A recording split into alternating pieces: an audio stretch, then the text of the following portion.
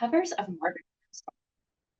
I'm Julie Braun, the curator of modern literature and manuscripts in the Rare Books and Manuscripts Library at the Ohio State University Libraries, which collects, preserves, and provides access to literary and historical materials from medieval manuscripts to contemporary novels and zines. I'm so excited to host today's event featuring Madison Good, who will discuss the life and work of Margaret Armstrong. First, just a quick note about the structure of the session. So the talk will run about 45 minutes. The remainder of the hour will be time for Q&A. I'll be monitoring the Q&A throughout, so you can submit your question at any time during the presentation. I also just wanted to mention a little bit of context before we start. The Rare Books and Manuscripts Library houses about 180 books with covers designed by Margaret Armstrong. This is a really amazing collection that most people don't know about, which was really the motivation for today's event.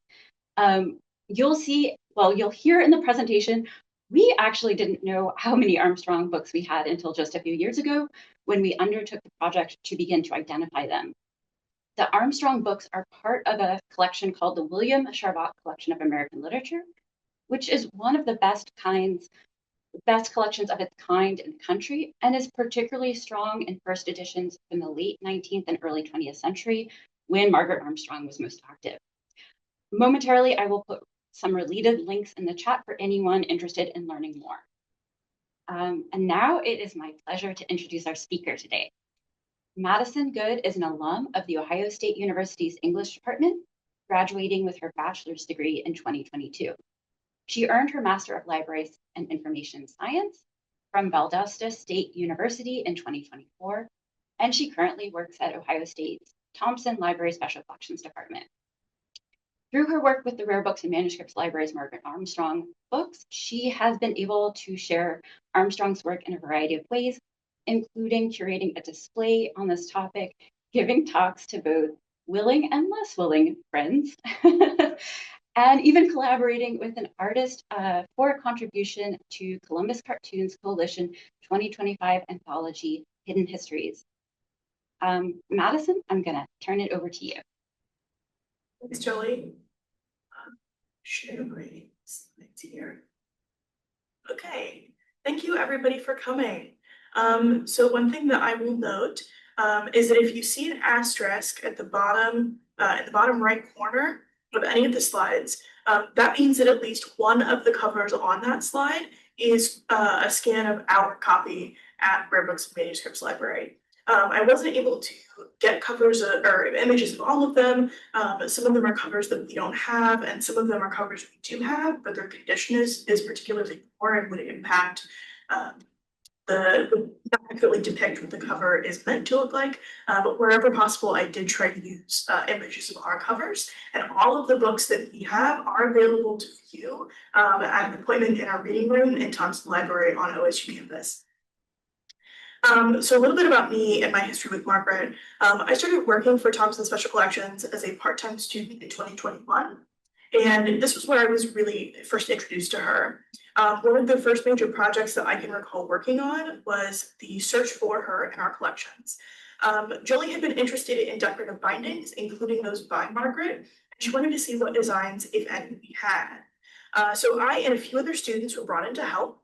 We were tasked with taking the Charles Gullens and John Espy 1991 bibliography, Margaret Armstrong and American Trade bindings, which was the most complete listing of Armstrong books at that time. And we searched the library catalog to see what we had. So Jolie was really confident that we had a few books. She had done some initial searching on her own, but we really had no idea the true scope of materials that we had until we started. That initial search identified 175 books across the full university library's catalog that still had their original covers. Of those 175, about 25 were duplicates that were later deaccessioned based on poor condition. 39 items were identified in the library's circulating collection and were eventually moved to the RBML collection to help protect the bindings from any further wear and tear. At the end of that first search, we had around 150 books with their original Armstrong bindings in the Rare Books collection, 136 of which were unique titles. And for reference, the Gullens and Espy bibliography identifies around 314 Armstrong cover designs, So some quick math will show you that we had about 43% of those covers in our collections. And this is all very exciting. The following summer, book collector and writer Level Thing published what has genuinely become my personal favorite book in the Margaret Armstrong reference canon. I have it here, actually. Cover Treasure, The Life and Art of Margaret Armstrong. It's a really beautiful book. It includes a full-color bibliography set in chronological order with all of her covers. And expands upon Gullins and Espy's earlier work, along with providing a lot of information about Margaret, her family history, and the cultural background that she's designing it. It's probably the best resource that I used throughout this whole process. And using this book, another student performed a similar search, and we found another 9 covers in the collection that had either been missed in the Gullins and Espy research or had been missed in our initial search, which brings us up to a total of 159 books, 145 of which are unique titles. That's about 46% of her known cover designs. Once again, very exciting. As a result of these searches, we were not only able to identify our Armstrong holdings and get them labeled as such in the library catalog. If you go to the university library's catalog and search Margaret Armstrong, you will see that she is tagged as a creator, so you can see all of the items that we have. We were also able to identify which books we didn't have, which is, in my opinion, the more enticing prospect. And with that list, we've been able to find and purchase some new additions to the collection. So our first set of purchases in 2022 and 2023 included 5 titles: Wanted, a Matchmaker by Paul Lester Ford, With a Dust Jacket, Little Rivers by Henry Van Dyke, and Fisherman's Luck, also by Henry Van Dyke. These are 2 of my personal favorite Van Dyke covers. Marion Harlan's Complete Cookbook, which has this wonderful little turkey on the front, and The Banquet Book by Coiler Reynolds, which is a sort of guide to giving toasts at dinner parties. The next year, we purchased 4 covers: Italian Backgrounds by Edith Wharton, Cape Cod by Henry Thoreau, and a 2-volume set of Washington Irving's Bracebridge Hall, along with Love Affairs of Literary Men by Myrtle Reed. And that same year, we were also very generously donated 2 copies of Flower of the Dusk, another Myrtle Reed book, and one of which is a really gorgeous variant binding that has the same design but uses red leather instead of the standard purple book cloth that we see in the majority of Margaret's Myrtle Reed designs. These types of variant bindings are not uncommon for Margaret's work. There are a number of her books that have variant printings that change the color or the material of the cover, something that often would have been done for like a special holiday edition. Last year, we purchased 7 titles: another Thoreau, Excursions, another Irving set, The Adventures of Captain Bonneville, Where Ghosts Walk, The Haunts of Familiar Characters in History and Literature by Marion Harland, Edward Sanford Martin's Cousin Anthony and I, Companionable Books and Chosen Poems by Henry Van Dyke, the former of which includes Another Dust Jacket, and 2 copies of Robert Browning's The Last Ride Together, one bound in a periwinkle book cloth and one bound in an ivory paper vellum. Finally, this year, we purchased Maud by Alfred Lord Tennyson, the works of Max Beerbohm, Evening Tales Done in English by Joel Chandler Harris, and a copy of How to Know the Ferns by Frances Theodora Parson, which also includes a dust jacket. In total, after all these purchases, we are now at 182 titles, 163 of which are unique. I'd like to take a minute here to talk a little bit about the selection process for purchasing these items. When we're looking for items to purchase, there are a few things that we keep in mind. First and foremost, do we already have it? Of course, we're looking primarily for books that we don't have, but that doesn't always stop us from purchasing a particularly neat item. For example, when we did our initial search, we found that we had 2 copies of Wanted, a Matchmaker, and we actually deaccessioned 1 copy because it was in poor condition. But then we ended up turning around and buying another copy of Wanted, a Matchmaker because I had found one online for sale that had this dust jacket, which isn't very common. And the dust jacket, as you can see, has a variation of her cover design printed on it. So in these instances, we're not just looking for new items, but we're also keeping an eye out for unique items. We also take into consideration our existing collection strengths and scope. For example, the Charlotte Collection of American Literature, which Jolie mentioned, includes all American literature, but has particular strengths in the period of 1870 to 1925. So items like the Bracebridge Hall and Adventures of Captain Bonneville, which were written by one of the preeminent American authors who really helped shape American literary canon, Washington Irving, is really attractive, especially as an item published, or in this case, republished, within the collection's main time period, and especially as items in particularly good condition. And as you can see, these are both part of a lighter series of Irving publications that were redone at this time with Armstrong covers. Similarly, the Rare Books Manuscript holding also includes the Peter D. Diana Britt Franklin Cookbook Collection, which is comprised of thousands of cookbooks. So something like Marion Harlan's complete cookbook is also attractive, especially with the turkey. I honestly can't say that the turkey played any part in me wanting to get this book. And on that note, sometimes it's pretty superficial. I love a beautiful cover, as I'm sure all of you do, or you wouldn't be here. Basically, all of our covers purchased this year, for example, were, for me, mostly aesthetic choices. I think that they're all such striking covers for different reasons, and I'm so happy that we were able to get them in such good condition. And here you can see some of the other books that I had contemplated getting this year. We had looked into buying them, if you're curious. I also think in some ways as a completionist. For example, this whole endeavor really is about developing this Armstrong collection that we've identified, but looking closely, we see that within the broader Margaret umbrella, we have significant holdings of Myrtle Reed titles and Henry Van Dyke titles. So finding items that round out those mini collections is a great prospect. So for example, we started out with 2 Thoreau titles, The Maine Woods and Walden, and these are our copies that are pictured on the screen. And since then, we've added Cape Cod and Excursions. These are the 2 new copies that we've gotten in. And that gives us a total of 4 out of 5 existing Armstrong Thoreau designs. And if you ever see a copy of A Week on the Concord and Merrimack Rivers, give me a call. It's so hard to find. For Myrtle Reed, we are now only missing 2 out of a total of 14. And the Van Dyke, here are the 2 that we're missing. And with Van Dyke, we're missing 1 out of a total of 16 covers. Here's what we're missing there. So we're really starting to narrow down these gaps that we have. Along with identifying and purchasing, I was also able to develop a 2-case exhibit at Thompson Library, which actually formed the basis of parts of this talk.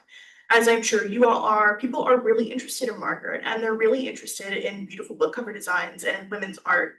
So this was a really great moment for me personally to sort of culminate this interest that I have and the work that I've been helping to do to identify these covers, but then also as a way to share this art and this collection that we have with library visitors.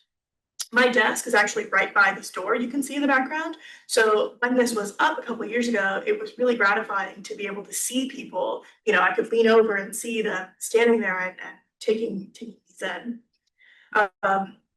Don't go too long on this exhibit because much of the information here is incorporated into this talk. But I will note that for me, selecting the items featured came down to looking at what we had and identifying stylistic features and artistic experiments that typify both her 30-year career as a whole, but then also her work at specific points in time in her career. There are styles that she did more towards the beginning and others that she did more towards the end. And there are some periods of experimentation. So I wanted to be able to capture all of that in a concise and digestible approach, as I hope you'll see in a couple minutes. So now on to Margaret. Born in 1867 in New York, Margaret was surrounded by art from a very early age. Her father, David Maitland Armstrong, right here, was a diplomat to Italy and the Papal States, a hobbyist oil painter, and later a stained glass artist. By the 1880s, he was one of the foremost in the country. He worked really closely with glaziers like Louis Tiffany and John Lafarge and maintained connections to other major players in New England, American, and even European art scenes. Living in upstate New York, 16-year-old Margaret found that she could make money designing and selling cards, menus, seating placement labels, and other stationery through the New York Exchange for Women's Work, which was run by a family acquaintance and textile artist, Candace Wheeler. Seeing her success, $60 her first winter, which is equivalent to about $1,800 today. Her sister Helen, also pictured here down at the bottom. Sorry, that's Margaret. This is Helen. Soon joined her, and the two of them were sending stationery items to be exchanged to sell by mail. It's during this time that Margaret designs and sells her first cover in Old Virginia to Scribner & Sons in 1887. How exactly she made the jump to book covers is unclear. Lowell Thing notes in his book a story that highlights a potential beginning. According to a recollection by Helen, it was reported later in her life. A book cover that was designed by Helen won a prize at a party, and it landed her an offer from Harper & Brothers, but Helen thought that Margaret would be better able to fulfill the request and gave the job to her. There's no proof of that happening other than Helen's recollection, and there's no proof that the offer amounted to a published design, but we do know that in May 1887, a Scribner advertisement that you can see here in Publishers Weekly promoted a short story collection and noted that a handsome cover has been designed for the book by the Tiffany Art Company. Lowell Thing notes that it's noticeable that the advertisement specifically notes a handsome cover as a selling point, something that apparently is uncommon for the time, and that they back that up with the Tiffany Art Company name, a name that was certainly well known at the time, not just for book covers. And being credited to the Tiffany Art Company, this design was one that skirted the radar of Armstrong researchers for quite some time, until an interview was found from a November 1894 edition of a magazine called Art Interchange. And in that interview, Margaret herself claims that her first book covers of importance were for Scribner's publications in Old Virginia and The Story of a New York House. Given that Margaret would have been 19 at the time of the sale and a relative unknown, it makes sense that she would have used her family connection to the Tiffany Company as a way of facilitating this deal. Eventually, Margaret and her sister Helen were sent to New York City for a more formal art education, though little is known about what her education fully entailed. By 1888, the rest of the family had joined them in the city. Her father had started his own stained glass firm, which Helen would later join in as partner, and had purchased a house for the whole family located directly across the street from the 10th Street Studio Building, which was a real hub of the New York art scene. By the 1893 Chicago World's Fair, Margaret and Helen were each successful enough in their artistic fields, Margaret in cover design and Helen in stained glass, that they were both selected to have their work exhibited in the Women's Building, with Margaret even winning an award for her covers. So we're going to take a little bit of a detour here to do as fast and loose of an overview of book cover design up to this point that I can give you. Decorative book covers, as we know them today, didn't really come around until the 1820s and 30s, with the advent of some new technologies that allowed bookbinding to become a bit more mechanized and industrialized.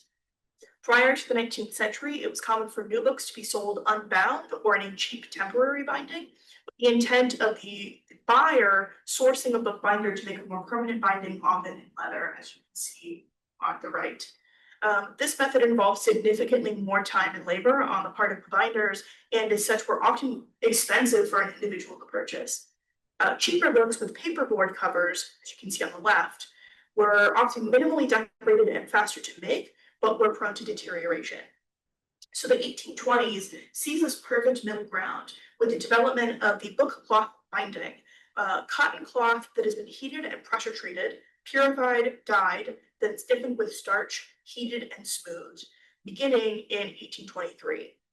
Book cloth provides enough support to handle regular wear and tear, while also being relatively easy to make and decorate. And with that changing medium also comes new development in decoration with decorative cloth graining. So you can see here in this zoom in, this pattern is in the fabric of the cloth itself.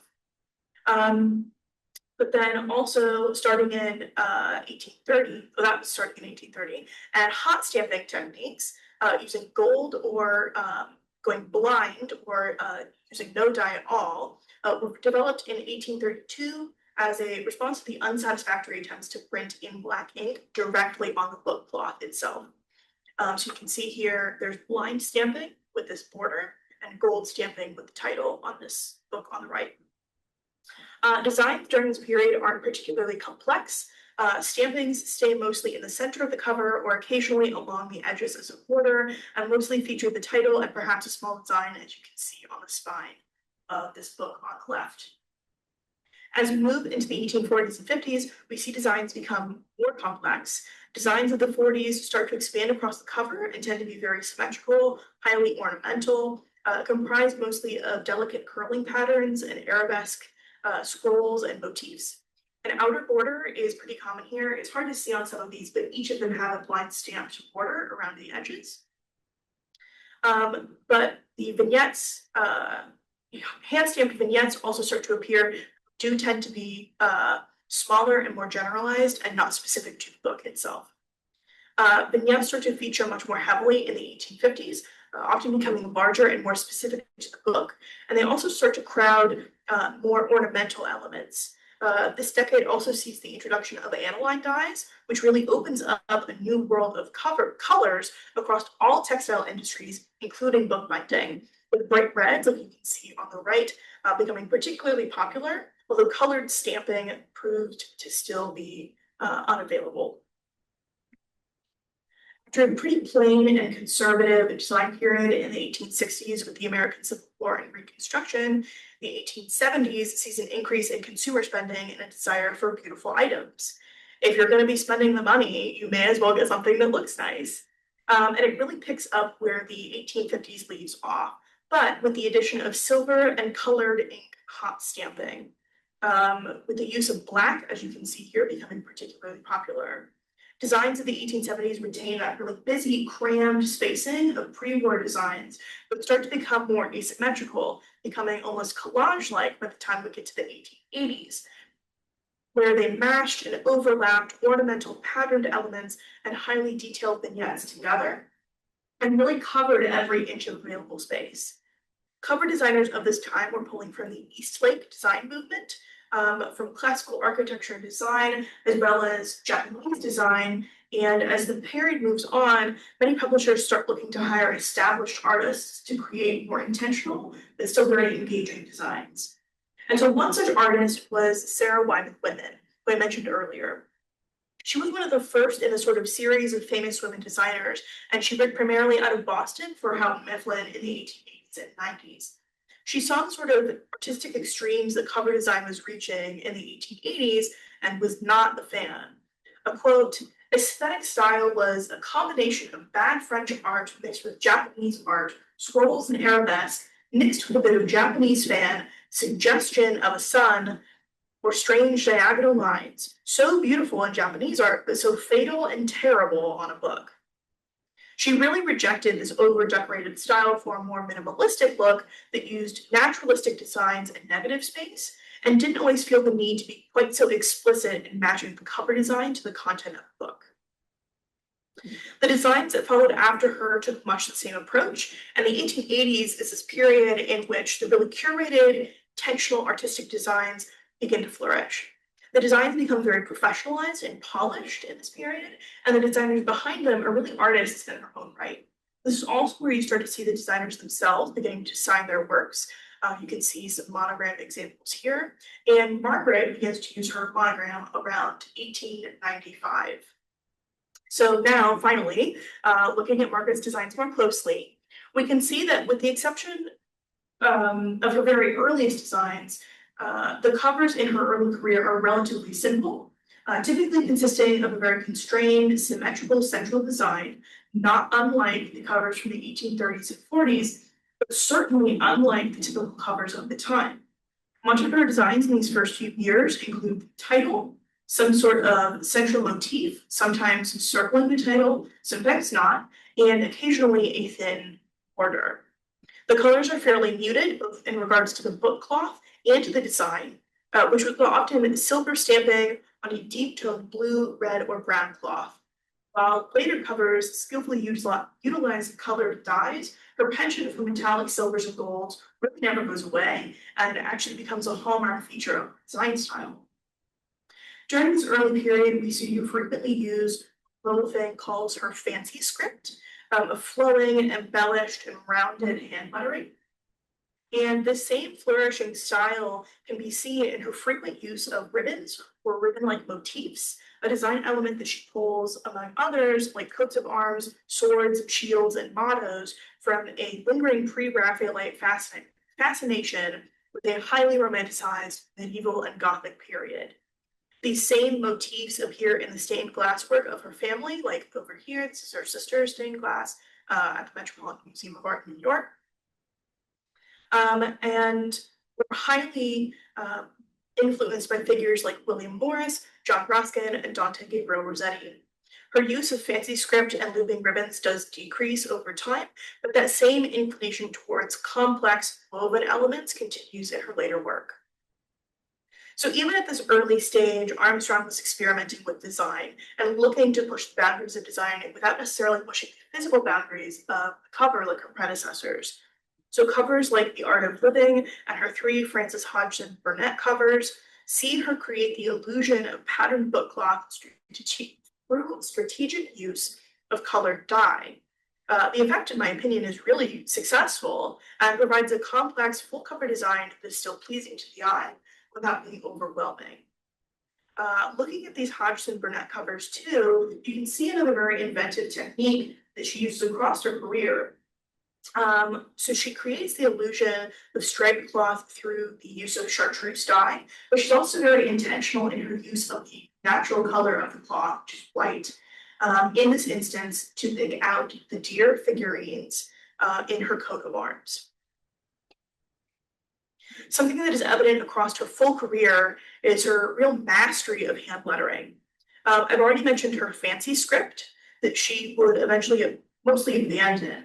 And I'll also note here that another script that she uses, Fame calls the eccentric colonial. And she often uses that to bring an old-fashioned effect to books on history or that have historical settings. But the style that has become distinctly Margaret would be her elegant style. So where fancy and colonial often use mixed case letterings, so uppercase and lowercase letters, elegant is all capital letters.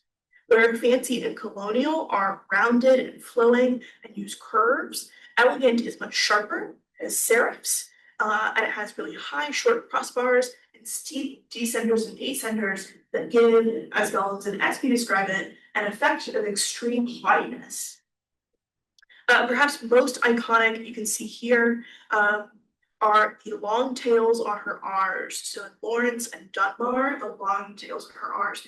This is not something that was invented by her, but she uses so frequently and so effectively by that they've become part of her own personal brand just as much as her overlapping elegant style monogram. By the height of her career, Margaret had really distilled her style, although her output always included a range of designs and aesthetics, likely influenced by the work of her father and her sister, who was a frequent collaborator for interior illustration work, as well as the blossoming poster trade, which you can see to the left, an example of poster, contemporary poster, which emphasized the use of negative space as a decorative tool. This stained glass effect really becomes a signature. So books like The Blue Flower and The Song of the Cardinal, which you see here, are really emblematic of this style. We see again the really intentional use of the book cloth color, this time to provide the leaded seams in her really symmetrical stained glass window style designs. Really simplified and segmented organic shapes. Bright colors are outlined first in gold, and then a negative space that lets the design breathe, but still feel very cohesive. The book cloth that she chooses at this time are often much brighter than her earlier covers, but many covers still come in a variety of cloth colorways. So you may see some covers where there's between 3 and 5 different color versions of the same cover. After 1905, there is a shift in her output. The number of designs per year decreases, and by the end of her career, she's almost exclusively creating designs for repeat authors, such as Henry Van Dyke, one of the final authors she designs for. Throughout her career, Margaret had been a repeat designer. She had been asked to create multiple covers for the same author as far back as 1890, which started a 3-year series of covers for Marguerite Bouvet. However, by the end of her career, she had perfected the idea of the author series, sometimes in a formal sense, where she would be commissioned to design for a special run of one author's works, like the Thoreau and the Irving series that I mentioned earlier. but sometimes more informally, where she would be asked back again and again across an author's career and would create a unique and identifiable style for each author. While many publishers would request a designer make a single cover to then be used across a series of Shakespeare or essay collections, and Margaret did do this on occasion. She really excelled at creating an identifiable look for her return authors. Reed and Van Dyke are authors that I keep coming back to simply because of the sheer number of covers that she made for them, and they're perfect examples of this.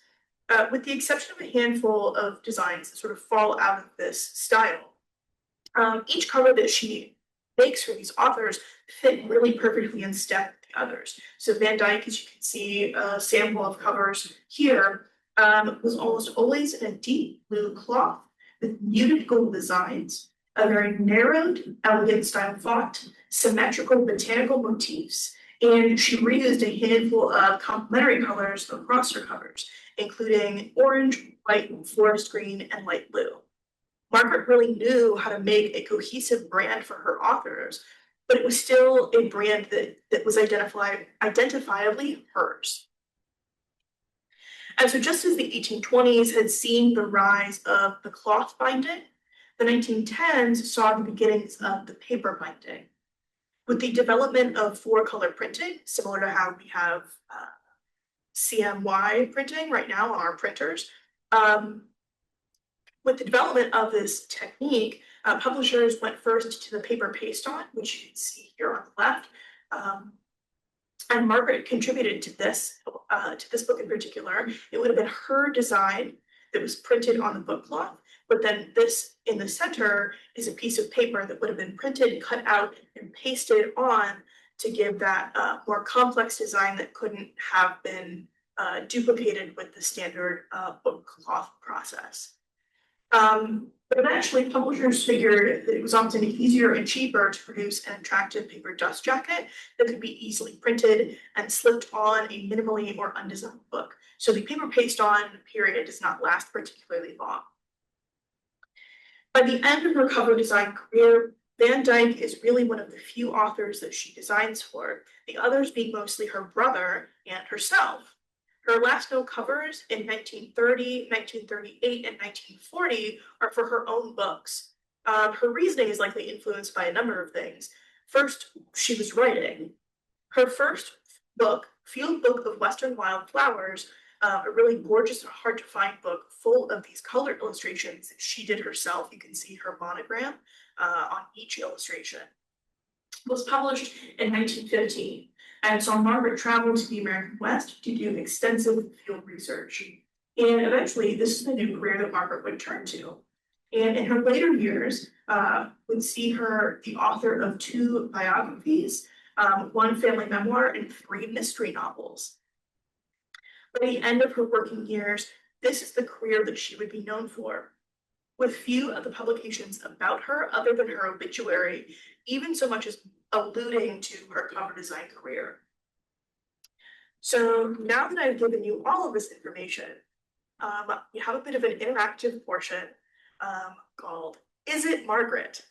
So the next 3 slides are each going to have 2 book covers on them, one of which is identifiably a Margaret Armstrong design, and the other is not. However, they are covers that I have come across in the wild that claim to be Armstrong covers. It is entirely possible that they are. I'm not discounting that, but based on my knowledge, based on the collected information that we know of her covers, I am inclined to say that they are not Margaret Armstrong covers. So we're going to have 3 rounds of this, and this is the first one. So there's The Martian by Du Maurier and The King of the Broncos. And so there should be a poll appearing where you can vote which one you think is the Armstrong cover.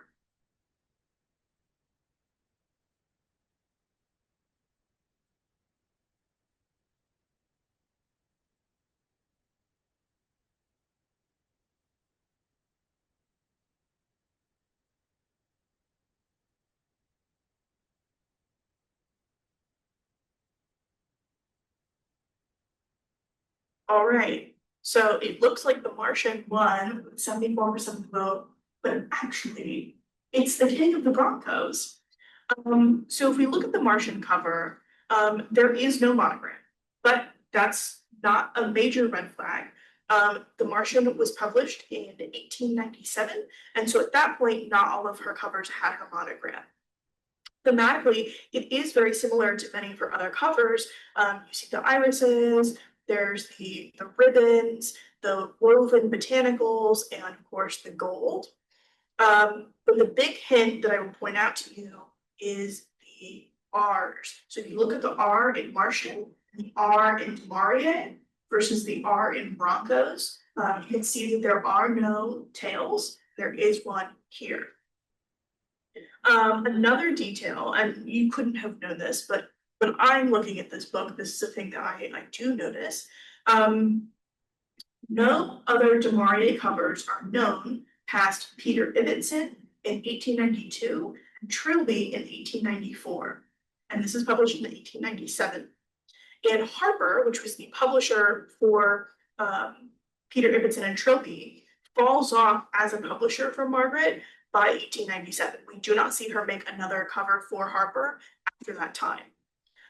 And then, so one of the things with this exercise is that taken by themselves, none of these things are necessarily immediate disqualifier. But when you start taking them together, you start kind of doing a little checklist. And so those are the reasons why I am inclined to say that The Martian is not a cover, and I have not seen The Martian be credited to her in any published research. And then also King of the Broncos, there's her little monogram right here. So now we have The Girl at Cobhurst and Maureen.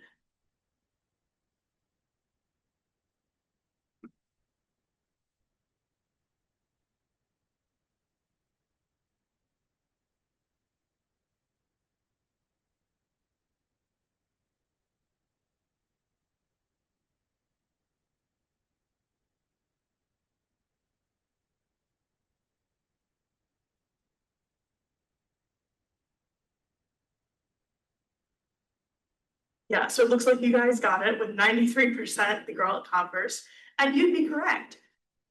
So looking at Maureen, the font here, there is no similar font across her entire folio of work to this font. Again, not necessarily like a major red flag, but it is something that sticks out as being strange.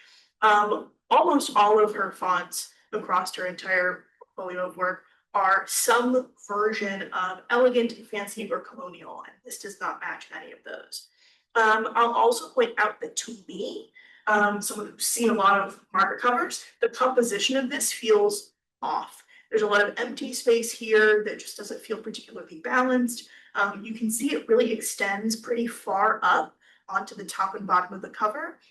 Again, not a huge deal, but unusual. Another detail that you, again, wouldn't necessarily know is that Maureen is published in 1887 W.B. Conkey Company of Chicago. We do not see her work for this company at any other point in time. She did not live or work in Chicago. She was still in New York. And 1887 would have been the first year that we know that she was publishing books, or publishing book covers. So with the time and the publisher, that feels pretty out of the ordinary for her. Additionally, as I'm sure, as I hope some of you noticed, Cobhurst has the monogram. Also note that Wilcox is not an author that she ever designed for. Again, not a red flag, but when you start to add everything up, it tends to make me say this probably isn't a cover.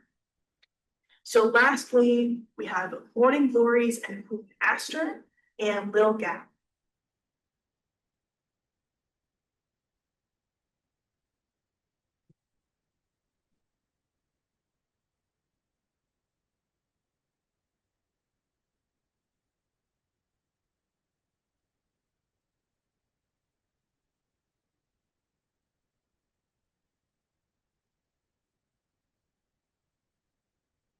All right, you're learning. This is great. So 92% voted for Lil Gal, which is correct. So going back to the not Armstrong cover. It is very uncommon to find a cover of hers that doesn't have some sort of metallic stamping. I'd say maybe, and that's a stretch, maybe 1 in every 10 covers does not have some sort of metallic stamping. Which you can see, it may be a little hard to tell in this picture, but Lil Gal is in gold. As is Paul Laurence Dunbar, the author's name. And in my opinion, and this is where it kind of gets subjective, the light color of the book cloth does lose some of the negative space effect.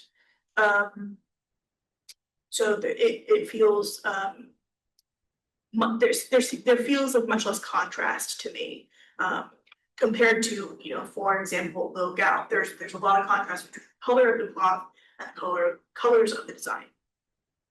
Another thing that just sort of flags as unusual to me is the spine. So I've tried to include in any of the images of books that I have taken of our books, I've tried to include the spine design just because a lot of times she would add designs to it, as you can see here with Lil Gal. And I cannot recall a single cover where the title ran up and down. Almost all of them are left to right, because that would give her more space to be able to put cover design. So having the title on this book run up and down is kind of a flag to me. Again, there's no monogram. There is a monogram here at the bottom. And then again, look at the R's. There aren't many R's on this cover, but if you look at Laurence and Dunbar, even though it's really cramped, the R's still go down. And the R in Aster, the R in Morning and Glory do not. And then finally, again, not a major red flag, but certainly something to keep in mind. She never did a design that we know of for Louisa May Alcott. Not possible, but you know, with everything else, it seems odd that she would have one design. So now, we're still purchasing Armstrong books. Jolie actually surprised me this morning and let me know that we were able to purchase a copy of Western Wildflowers, which has been my kind of personal white whale. They come up so infrequently, and a lot of times they're kind of beat up, but because they're her book and they're her designs, they go for really a lot of money. So I'm really excited to see this when it comes in. I don't believe it has come in yet. So I'm really waiting. I'm really waiting to see it. We're also looking into other designers to see what else we have. So so far we've been able to do the same process for Alice Morse, some Morse binding up here on the left, and for Sarah Wyman Whitman, that's Wyman binding on the right. I hope we do hope to eventually do more, and so I'm kind of I'm the rusty cog here in this thing, but my plan is to use Richard Minsky's American Decorative Publishers binding, which has a list of monograms and a list of designers who will work this time, and we're gonna see what we can find. I'll also say that Margaret and her contemporaries have really been gaining popularity in the last couple of years, so keep an eye out in your life. I personally have a handful of items. The Met Museum in New York, they have a lot of publishers' decorated bindings. They have a lot by Morse and they have a lot by Armstrong, and they ran a merch collection that had designs on notebooks and cards and prints that were pulled from or influenced by Armstrong. And a local comic group, C3, for example, included a comic about Margaret and Rare Books Manuscripts in their most recent anthology, Hidden Histories. And the artist has very generously made the comic available to you all today. So you should be seeing a PDF link for that in the chat here soon. And the Kickstarter for the physical copies of that anthology are still running. So go check them out. It's C3 on Instagram. If you want and if you want to start your own personal Armstrong collection, I'd say that's a pretty good place to start.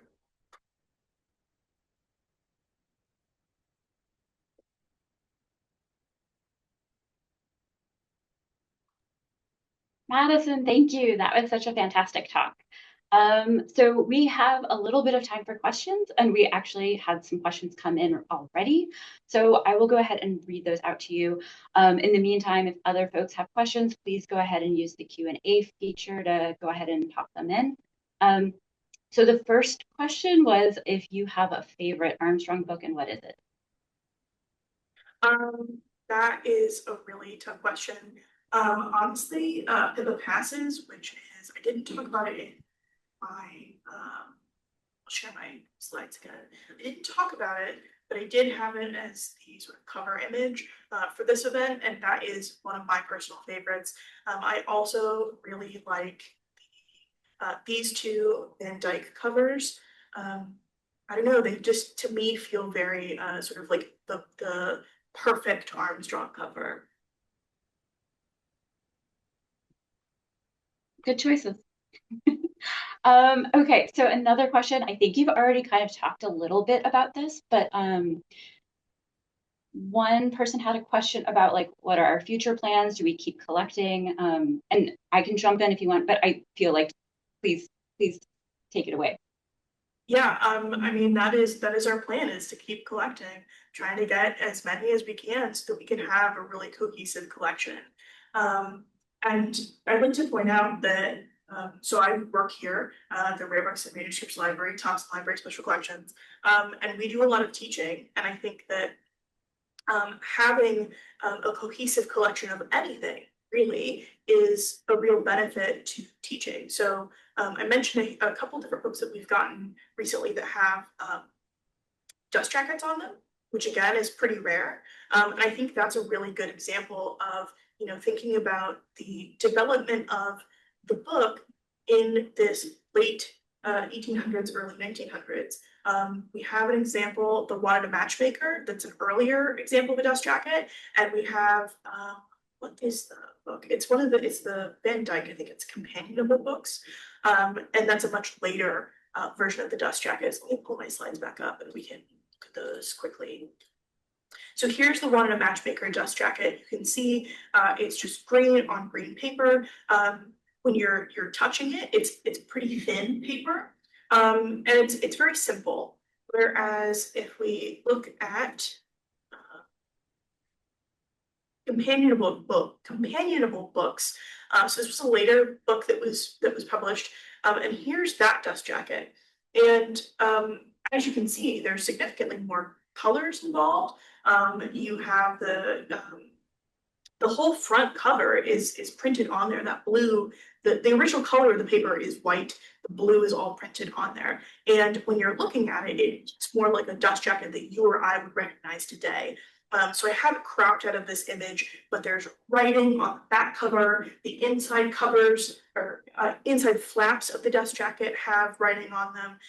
So it's much more identifiable as a dust jacket today. And so comparing this, you know, this difference in about 30 years from one dust jacket to another, you know, that's a teaching tool. That's a way to think about books as objects. So that's a very long-winded way of me saying, continuing to collect, we would love to get as many of her books as we can, and being able to have that really comprehensive collection just would have so many benefits outside of the fact that it's really cool to have them all. Excellent. Okay, I think you may have touched on this a little bit with your pop quiz, but another question is, how have folks positively identified Armstrong covers that don't have her monogram on them? Right, so I don't personally fully have a grasp on this. That's not, you know, I'm not doing that kind of research, but what I can gather is sort of what I mentioned when I was discussing how we found out about In Old Virginia. In Old Virginia, if I'm recalling correctly, was not in the Gullins and Espy bibliography, and that was because that interview had not been found yet. So And when I was updating these slides, I tried to go look for that a copy of that magazine online, nowhere to be found. There's some from that same year, but there is no November. So if you think about how much media that we have that is just not accessible, and you happen to come across it, you know, like that's a treasure. Like being able to find that sort of hidden piece is just like a eureka moment. And so I would say if I had to guess, I would say that's probably where some of that comes from. So maybe going into purchase records, payment records, because she was being basically freelanced to these publishers.